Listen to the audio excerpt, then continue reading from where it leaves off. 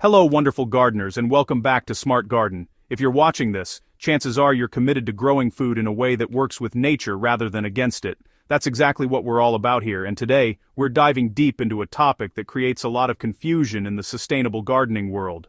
Are you digging for a healthier garden but feeling overwhelmed by all the different approaches and buzzwords floating around? You've probably heard of no-till and permaculture, but do you know the fundamental differences between them? Many gardeners use these terms interchangeably, but understanding what truly sets them apart can completely transform how you approach your growing space. In this guide, when stan juri en nestorban, when nestorbanwi, en nestor firstan, in nesperbine, odan and dined ender unearthing the secrets to these powerful gardening philosophies so you can cultivate a thriving ecosystem in your own backyard with confidence and clarity. No-till, the soil's best friend. Let's start by getting crystal clear on what no-till actually means, because this is where a lot of the confusion begins. No-till gardening is a specific set of techniques centered on one fundamental principle: disturbing the soil as little as possible. When we talk about no-till, we're focusing on maintaining the natural structure of soil, protecting the complex network of fungal threads and microbial communities that live beneath the surface, and preserving the delicate layers that develop over time. Think of your soil as a bustling underground city where billions of organisms are working together to create fertility. Every time you dig, till, or turn the soil, you're essentially demolishing that city and forcing its inhabitants to rebuild from scratch. The immediate benefits of adopting a no-till approach are remarkable and often visible within a single growing season. When soil structure remains intact, water retention improves dramatically because the natural pore spaces and channels created by roots and soil organisms stay open and functional. You'll also notice significantly reduced erosion, especially on sloped sites, because the soil particles remain bound together by fungal networks and organic matter. One of the most appreciated benefits for busy gardeners is the substantial reduction in weeding that comes with no-till practices.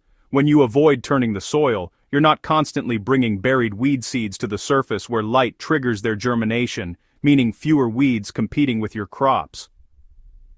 Implementing no-till in your garden involves several practical techniques that replace traditional digging and tilling. Mulching becomes your primary tool, with thick layers of organic material like straw, wood chips, or leaves protecting the soil surface, suppressing weeds and feeding soil life as it breaks down. Cover cropping is another cornerstone practice where you plant specific crops during off-seasons, not primarily for harvest, but to protect and enrich the soil. These cover crops add organic matter, prevent erosion, and can even fix nitrogen from the atmosphere. Direct seeding into prepared beds, or through mulch layers, allows you to plant without disturbing soil structure, and when transplanting becomes necessary, you're making only small, targeted disturbances rather than wholesale soil upheaval. Permaculture. Designing for abundance. Now, while no-till focuses primarily on soil management techniques, permaculture operates on an entirely different scale and philosophy.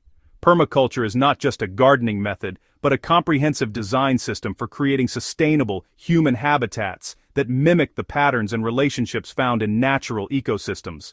The term itself, coined by Bill Mollison and David Holmgren in the 1970s, combines permanent and agriculture or culture, reflecting its vision of creating enduring regenerative systems.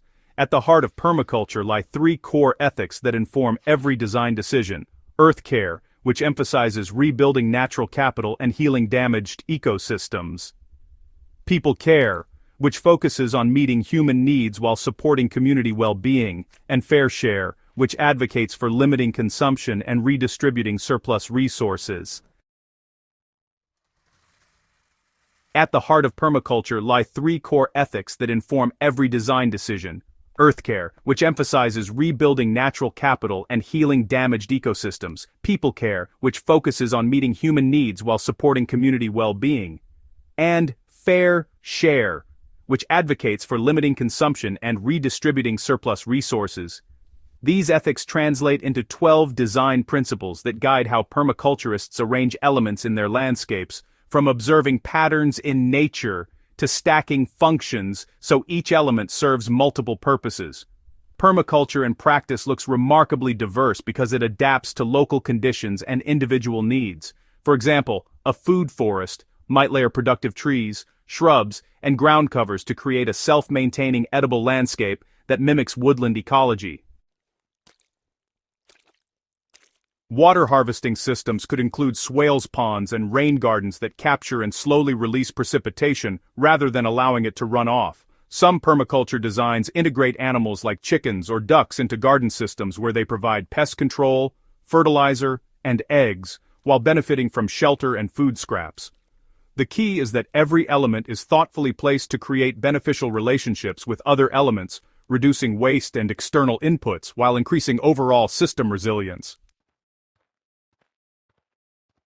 Here's where things get interesting and where the confusion often sets in. No-till and permaculture definitely share common ground, particularly in their reverence for healthy soil and their philosophy of working with natural processes rather than dominating them through intensive intervention.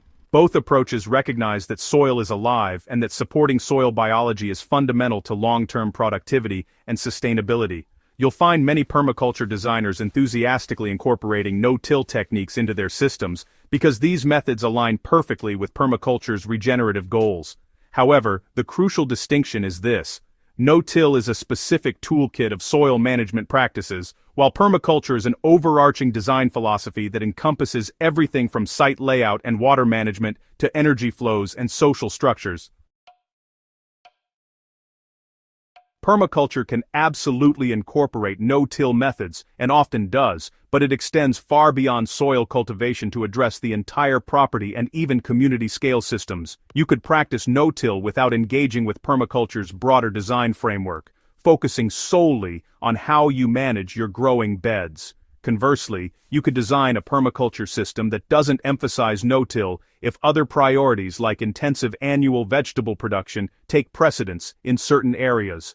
The beauty is that these approaches often complement each other magnificently. A permaculture-designed property might feature food forests, perennial guilds, and integrated animal systems all managed using no-till principles in the appropriate zones. Understanding both allows you to make informed choices about which tools and philosophies serve your specific goals, space constraints, and vision for your garden.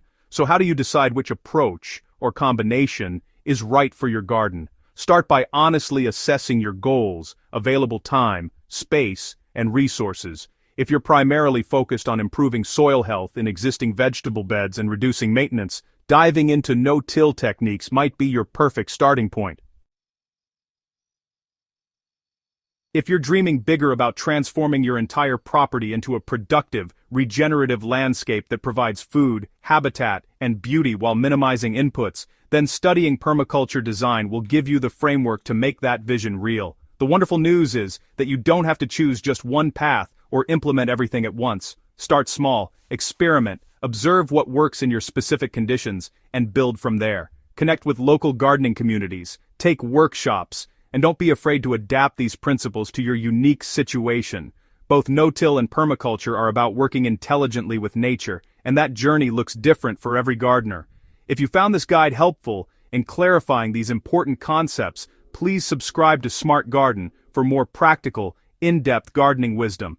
Share this video with fellow gardeners who might be navigating the same questions, and drop a comment below telling us which approach resonates with you or how you're combining these methods in your own garden. Let's grow together.